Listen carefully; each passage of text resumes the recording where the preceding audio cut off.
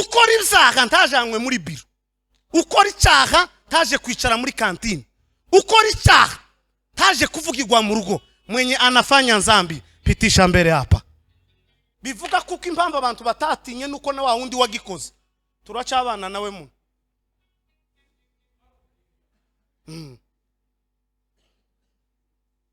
yakuyemo inda ariko aracaba kuri afishi.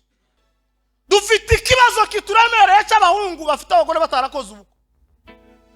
Umukobwa afite umugabo batarasezeranye, ugomba guhanirwa mu ruhame. Niwo warishe niwo waragize gute ngo ari kukihana ngo bubaye icyaremwe gisa. None kurambwira nkaje kuyereka naje mwivuga butumwa ngira umugore w'Ikigali ninambuka mbarara hari uwo tuwagirana nawe ningeri Kampala hari aho ndi burare naje guruka zana kuru hari ubundi ngirayo zoshiki Nairobi mfite abagore banga.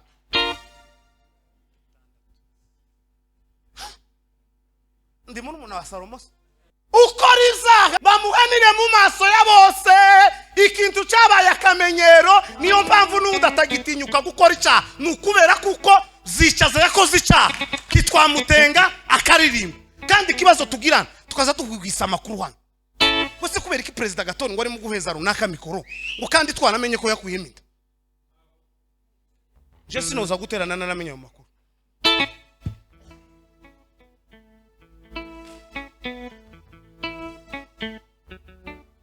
Tuseme amen. Hakazaho gusa kukwigwiza gwiyereka bari mu kumuha gatuti gute twaramenye ko yaje muri Kigaragira indi nzabamo. Uwo munsi muzomenya amakuru ndi mukampa gatuti uzobanje kuroga sinzoza kwigisha.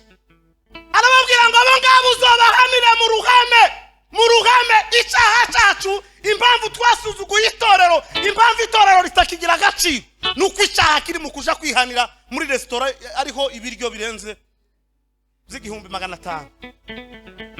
Bakagira ikosa rya mbere ryo gukora icyaha, bakagerekaho n'irya kabiri ryo kurya abana b'imfuzi babura.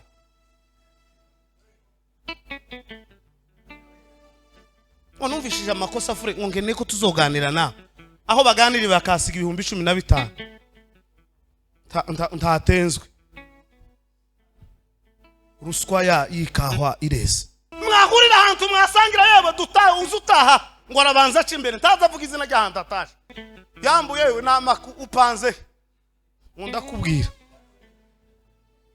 aho amaherezo cyangwa ubahe umuntu utazavuga ha kwinzari yaho uza gwishura kubera kuzuwaje.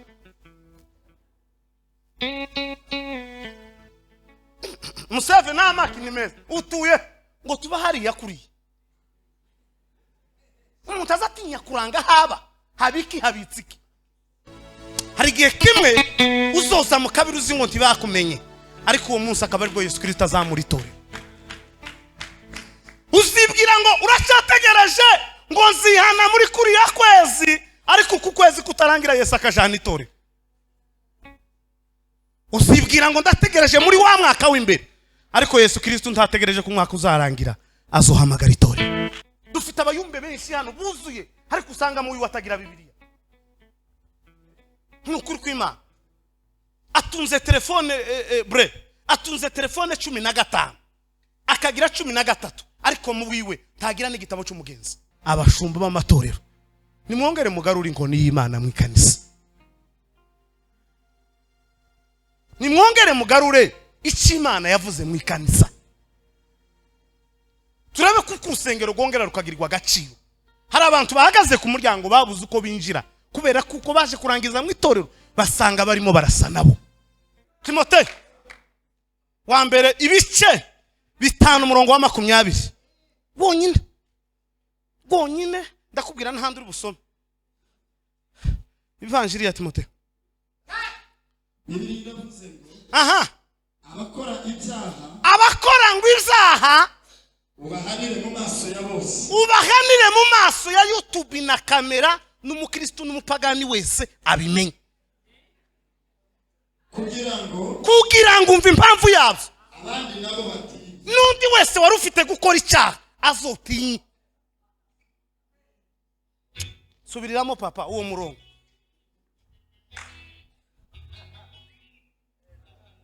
Bibiliya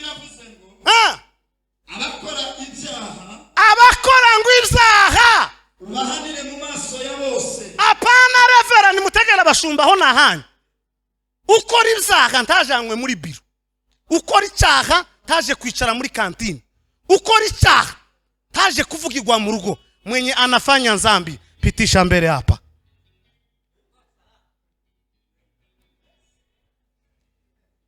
ndababwira inzandiko zitatu zitandukanye mu nzandiko zose Paulo yanditse Timoteyo wa mbere Tito Timoteyo wa kabiri yandikiye itorero n'abayobozi b'itorero izindi nzandiko zose yagiye yandika muri rusange ariko izo nzandiko ko ari zitatu ni umwiharuko w'iparuwase n'abashumba ndababwira soma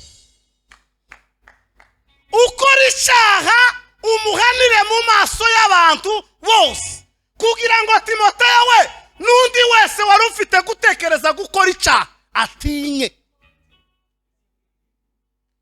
bivuga kuko impamvu abantu batatinye nuko na wa wundi wagikoze turacabana nawe mu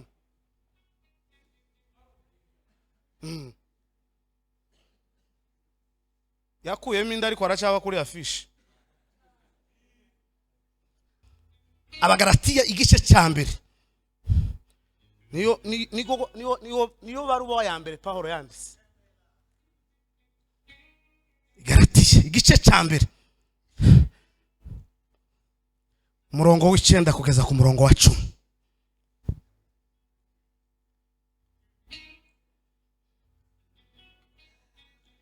Nkuko twabanje kubivuga twarabanje turabivuga nanone nongeye kubisubiramo ngo niba umuntu ababwira ubutumwa budahura n'ubwo mwemeye nimba umuntu ababwira ubutumwa mudahuye n'ubwo mwabanje kwemera mbere ni ikivume komeza mbese noneho nishimwe ry'abantu ushaka ntabwo naje hano ari kugira ngo munkomere amashi cyangwa n'iry'Imana ahubwo ndashaka kuko Imana yo mu ijuru ihabwa icubahiro cyangwa se n'abantu ushaka kunezeza cyangwa naje kugira ngo mbanezeze iyaba nkinezeza abantu simba ndimbata ya Kristo amen simba ndimbata ya Kristo kuko iyo nshaka kubanezeza buri wese mba namuguriye ka juice ariko sinaje kubanezeza naje gusa kubungura kuri bya bindi ariko wonezeza neza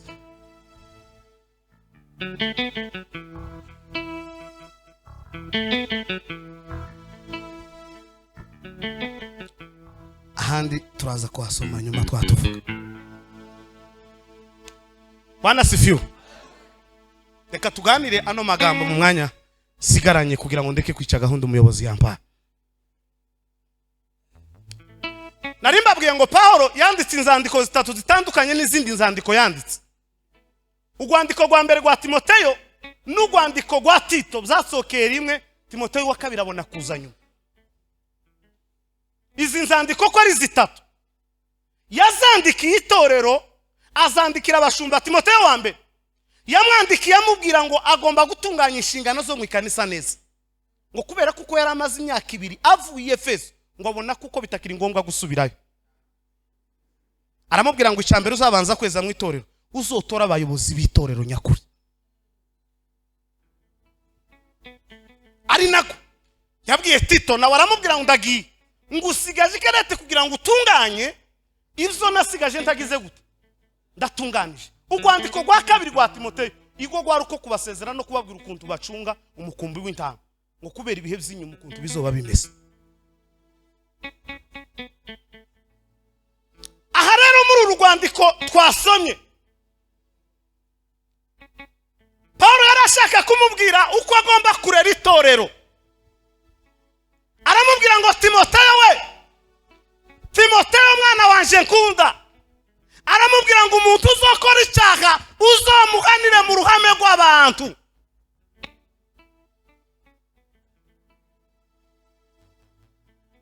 umuntu uzokora icyaha uzomufate umuzana imbere y'abantu kera niko byari bimeze iriya ruguru umuntu yageze abombora bakamuzana mu materaniro bakamutenga mu materaniro ngo yaraye aciye inyuma y'ikanisa arishingira none tubaye tuguhagaritse akagenda akazongera akaja kuvugana na mwarimu w'ikanisa bwaca kandi undi munsi akagaruka akavuga ngo uyu twari twamuhagaritse hano tumutenga yari yishingiye no twamuwabari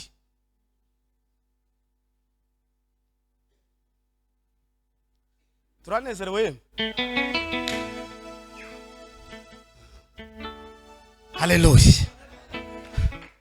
Namantangara iyo nkubonye sankurengeye uko wababwiye kandi ijwi ryawe rindutira we amajwi yose we n'amanuka. Haleluya, haleluya. Aramubwira ngo rero Timoteyo, umuntu uzokora icyaha ntukaje kwihererana. Igitabo cya Yesaya kiravuga ngo ubonye ishano ngo we ugerekeranye ingo ku zindi. Dufite ikibazo kituremereye cy'abahungu bafite abagore batarakoze ubukwe. Umukobwa afite umugabo batarasezeranye. Ugomba guhanirwa mu ruhame.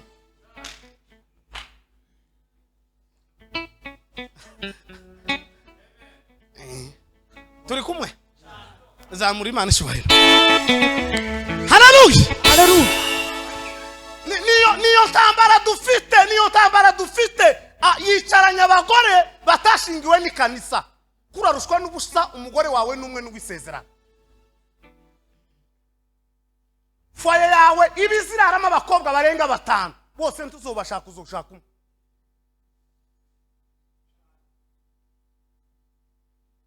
Ukora izaha David bamuhanire mu maso ya bose, ikintu cyabaye akamenyero. Niyo mpamvu n'udatagitinyuka gukora icyaha, nukubera kuko zicaza yakoze icyaha kitwamutenga akaririmba. Kandi kibazo tugirana tukaza tugwisa amakuru hano wese kubera iki Perezida Gaton ngo ari mu guheza runaka mikoro ngo kandi twanamenye ko yakuyimita. Je sinoza guterana nanamenye mu makuru.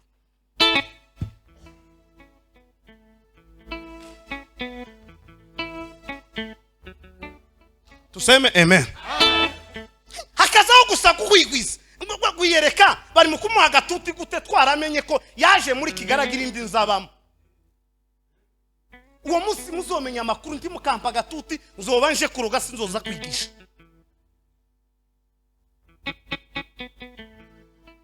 Ntabwo uzobanje kuba ijambo ry'Imana. Nimba zozana muri Kigali kamara amezi 3 mutaza honza ntaha. Umuntu akazamera nkuwa utaha nimugoro wankuza ukora irondo.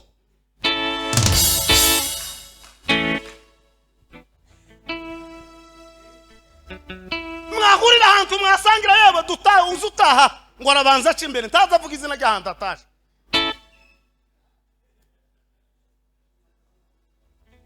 Njia za kinyoka nyoka. Zamuri Imana ishubahiro. Haleluya. Bwana sifiwe. Amen. Abo Paulo ababwira Timoteyo arababwira ngo abo ngabo ubahanire mu ruhame bazangiriza itorero. Ubahanire mu ruhame ko barica umukumbi w'Imana. Kubera kuko tidushobora kubana hano ngo tubana ameza birarenga 3 mutaramenya honza nta.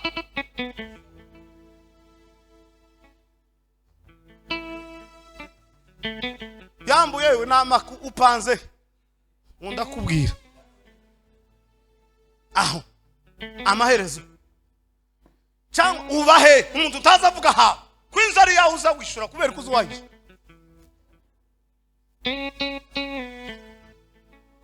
Museve namaki nimeze utuye ngo tuba hari yakuriye. Umuntu azatinya kuranga haba habiki habitsiki.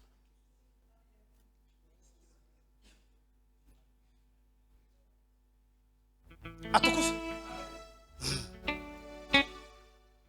arababwira ngo abo ngabo uzobahanire mu ruhame icyaha cyacu. Impamvu twasuzuguye itorero, impamvu itorero ritakigira agaciro nuko icyaha kiri mu kuja kwihanira muri restaurant ariho ibiryo birenze z'igihumbi 500. Bakagira ikosa rya mbere ryo gukora icyaha bakagerekaho n'irya kabiri ryo kurya abana b'imfuzi ba Burayi.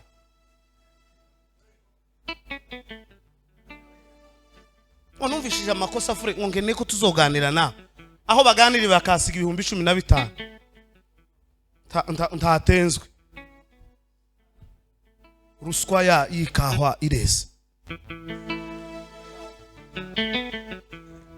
agwana ariko nganishwa ndasiganwa ariko singerayo, ndaroba singira ico mfata, ndarwana ariko nkaneshwa, ndasiganwa ariko singerayo, ndahinga bikaribwa n'inyoni. tuzamurira Imana icyo. Haleluya. tuve mu tuntu n'utundi, tureke utuntu n'utundi fure, tureke vyicaza we. Ikanisa bera dukojeje ikanisa isoni. Kanti ngo bicare mwegisha nukuri kw'Imana ukigenda inzira za kinyukanyuka. Ukiba mu zakera ukikivuruguta gutya, ukikivuruguta twagiraho duhishe gutya, ni wowe tuwasanze. Sinabaye urugero ko nafashe ari umuririmbyi nambwira ti wowe uzuririmba ngo yari nukuri ngo wibeshe ngo ni murumuna wanje. Kurabona ko nohura na Richard muri restaurant nkamuyobego. Yewe si wowe uzuririmba ngo yari nukuri ngo ni murumuna wanje. Yiteretse ishupa ritandukanye na yandi.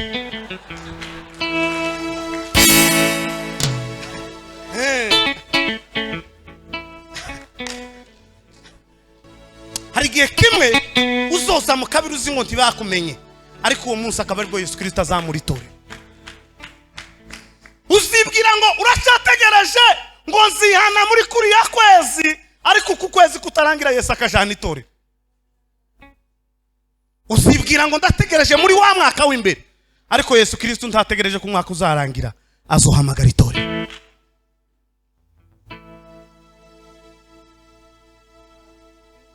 Bivuga abwira abagalatiya, arababwira ngo mwabagalatiya mwe, Bwana sifiwe, ngo nongeye kubisubiramo kandi ndabivuze ngo umuntu uzababwira ubutumwa butameze nk'aburyo twababwiye ngo ni ikivume.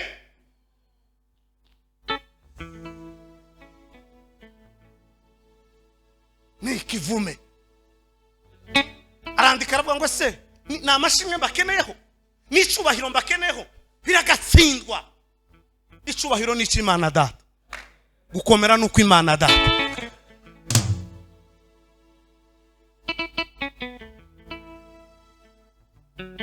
Atukuze. Ubutumwa dutanga ntabwo ari ubw'amashimwe, ntabwo ari ukugira ngo dukomerwe amashi, ngo tugurirwe amashati n'inkweto. Oyaye, ibyo ni inyongera, ni inyongera. Ni inyongera. Ntihazaba hamwe se babitanga ntibinahuruke. Uwo yamfashije ngo nzomugurira ikoti, ugategereza iyo koti igihe rizohurukira ukaribura.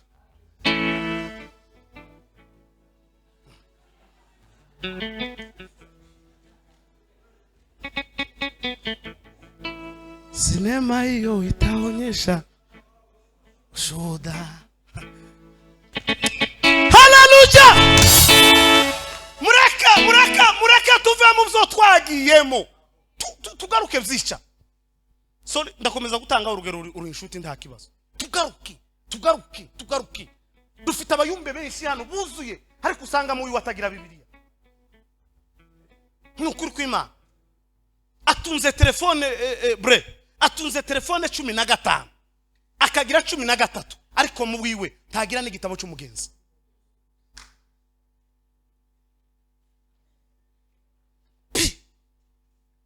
Mwojana woshika wogira ikibazo kamwe ngaho higisha akazabura hahera.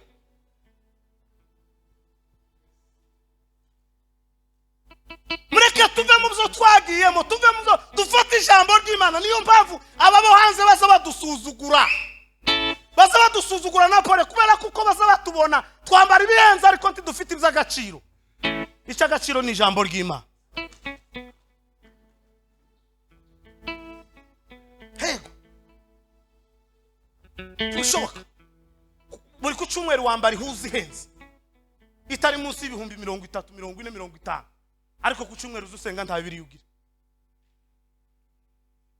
Buri kabiri uzugaragaza uko woza ngo ukeye abantu babone uko usa neza, kwagerageza kwambara ishati nziza, ipatano nziza n'urukweto rwiza, ariko waje guhuruka wananiwe guhuruka na Bibiliya y'ibihumbi 11.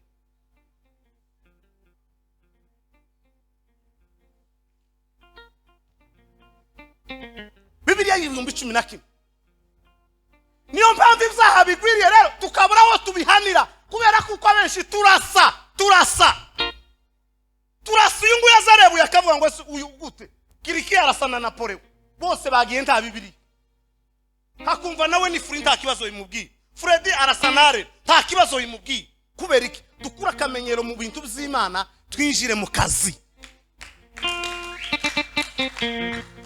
Nta musirikare usuja ku rugamba nta mbunda afite,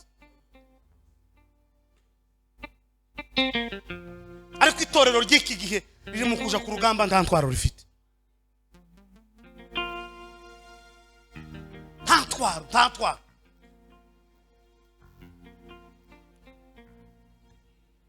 Haleluya.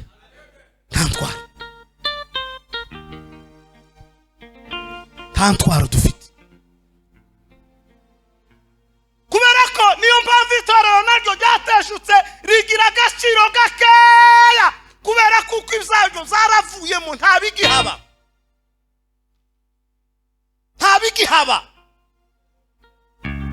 Ngo kabiri twashize twabuze n'umuntu n'umwe wihana.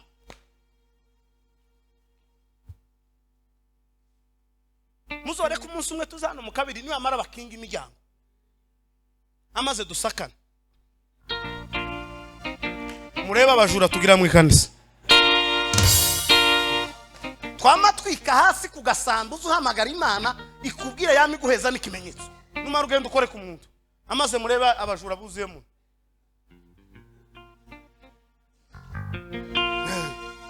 murebe ibitangaza byuzuye muno kandi twese dusa hano ku gatuti. Nimumara murebe ibitangaza bihaboneka. Hari ibindi wakora bikakugirira umusaruro. Rero ni nampamvu ugomba kuza mu materaniro ntagutesha agaciro ahubwo akakubereye umusaruro. Akakubereye umusaruro. Tuve mu bidafite umumaro. Dutunga Imana, twegera Imana. Sho twariko tuganira ahantu n'abantu tugomeza tupuraga wagera mu kumva uyu nguyu bamuvuze iki wagira hano kumva uyu yewe ko dusigaye gutyo kandi abo bose bavuzwe nibo bashoreye umurimo. None se ko umurimo usigaye gutyo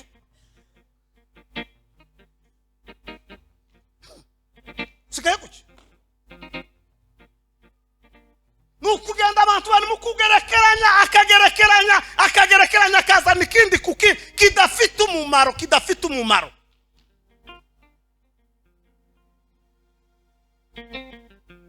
Tanga urugero nko kuri David ni inshuti yaje.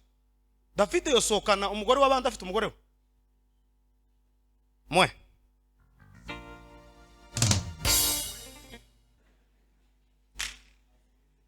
atukuza. Nukuri kw'Imana bakozi b'Imana itorero ry'Imana riteye agahinda n'umubabaro. Ese kutubwira na kabiri tuze twigishe akandi kabiri abandi bakaza uko ejo na gatatu tura mu materaniro none ngo nakiriki nawe ngo yazanya kane aho agatano nako kare hari mugirega niposho ariko wareba ibintu ngo wareba izo bitaramo byose wareba impinduka ihari ukayibura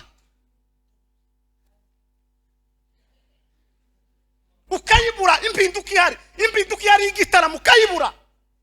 Ibitaramo bigwiriye guhera ko nta kindi kintu dukora. Muzi ko dufite amayigo twese ariko rero turataranya ariko nta muntu uri bushike ngo abura. Turataha turye tumere neza ariko iby'Imana biteshejwe agaciro.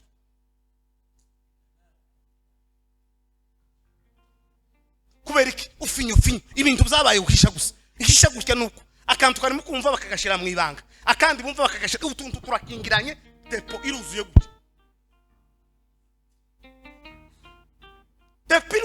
Depiruzuye amakesi y'abanyamasengesho, amakesi y'abanyamukunga, amakesi y'abayumbe, amakesi nuko nirisi.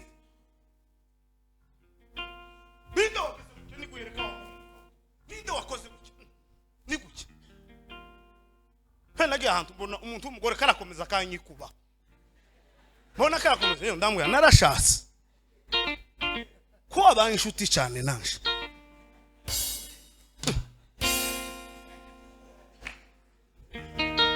nta kibazo byari bintwaye kuba inshuti yanjye, ariko hano hanze abambona ni shida kuri nje nawe.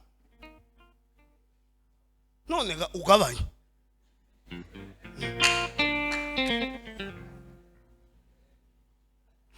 nta kibi yari yambwiye, ntacyo yari yakoze ko nabonye yanyegereje cyane.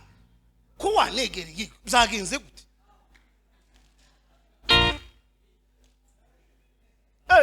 Bibiliya ivuga ngo amawirukanga.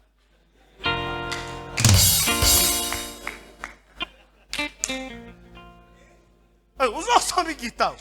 Imbamba abantu barahagaze bigira gutya muzotibuka. Hari bimwe Bibiliya ivuga ugomba abe niyo wabuvuye mu mafungo ameze gute. Umugore si wo kwegwego. Nawe wa mugore umugabo si wo gushisha nabo. Mu gitondo mwaramutse, saa sita umeze gute? Nimugoroba yewe kurandeka ararasa.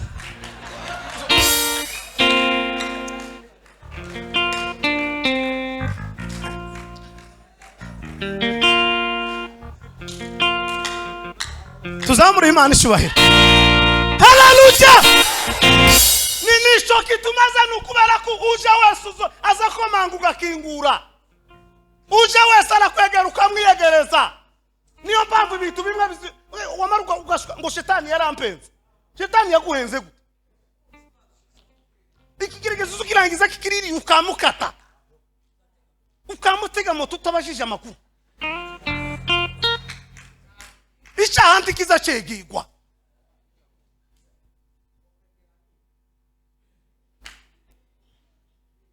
Bwana sifiwe. Haleluya, haleluya. Turafashirwe yeme. Tuzamure Imana icyubahiro. Shake zose. Haleluya, haleluya. Niko bimeze. Ariko uri mukwa musanga umuntu nundi. Ukazubaza amakuru ntibagira icyo bafana, ntibagira icyo yewe. Kwewe tuzo dusangana na runaka buri munsi muzamukorane.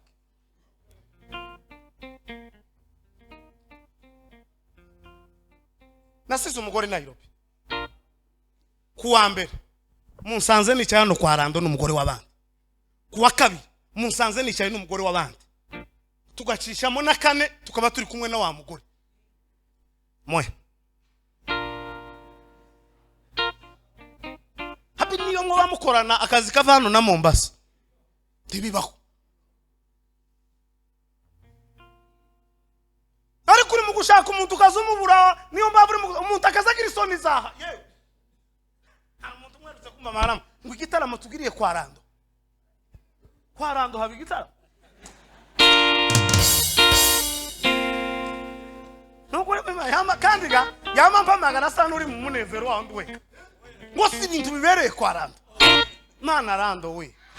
Uko tuzoje.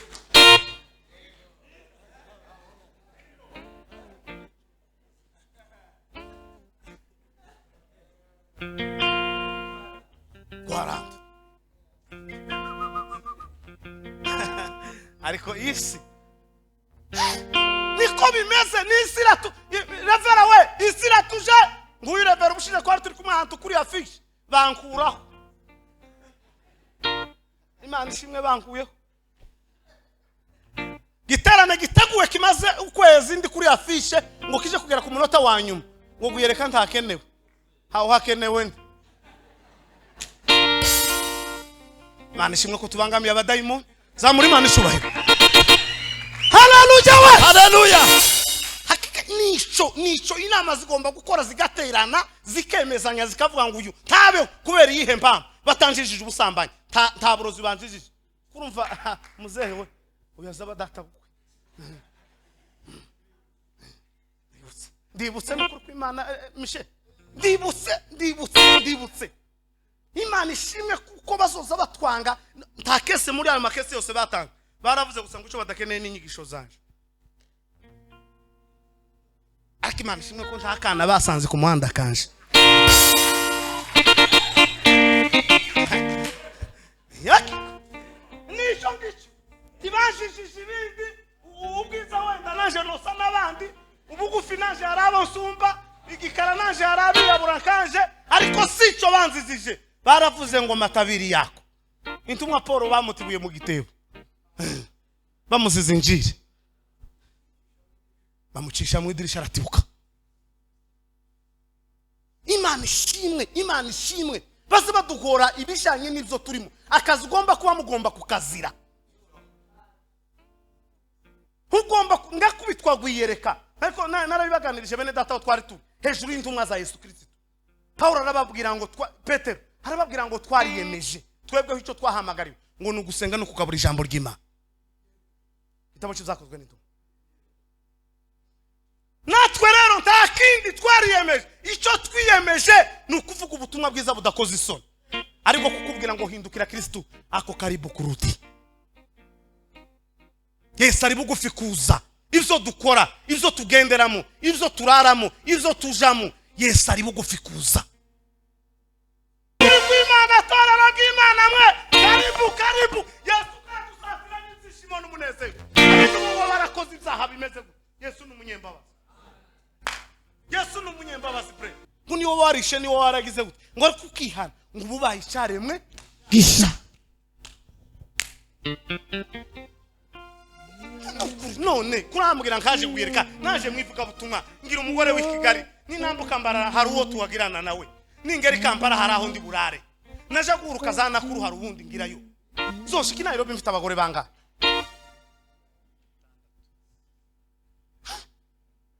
ndi muri umuntu wa Salomo ndiki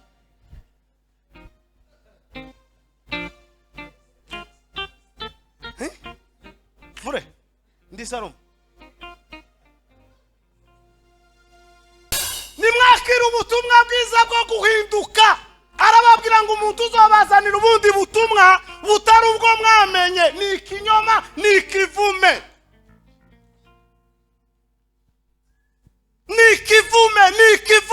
ubundi butumwa butazoza budusatiriza kuri Yesu Kristo ntabwo ari ubutumwa bw'Imana. Torero ry'Imana bakundwa b'Imana Yesu Kristo arimo araduhamagarana n'ibyishimo n'umunezero nubwiwe kugira ngo tubeho yakubiswa arababazwa niyo mpamvu azatugirira imbabazi kubera kuko yibuka urupfu yapfuye yibuka imisumari yatewe yibuka akibuka kandi baguyereka niyo nokora icyaha kimeze gute yambwira gusa ngo nuhinduke ndakubabarira takindi ndakubabarira kubera kuko ni umunyembabazi. Mureke duhindukire dusange Yesu Kristo. Ikibi kivuge nk'ikibi iciza kivuge nk'iciza siko imeze yego. None se nuwombwira ngo tubana na Trezoro tukicarana mu materaniro sinza muramutsa yasoka hanze ngacukuwe nanje ngacukwana ubuso ubukristo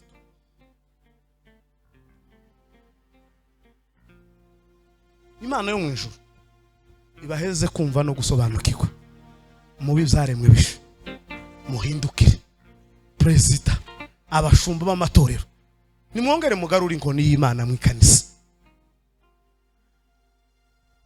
nimwongere mugarure icyo Imana yavuze mu ikanisa turabe kuko urusengero rwongera rukagirirwa agaciro. Hari abantu bahagaze ku muryango babuze uko binjira kubera kuko baje kurangiza mu itorero basanga barimo barasa nabo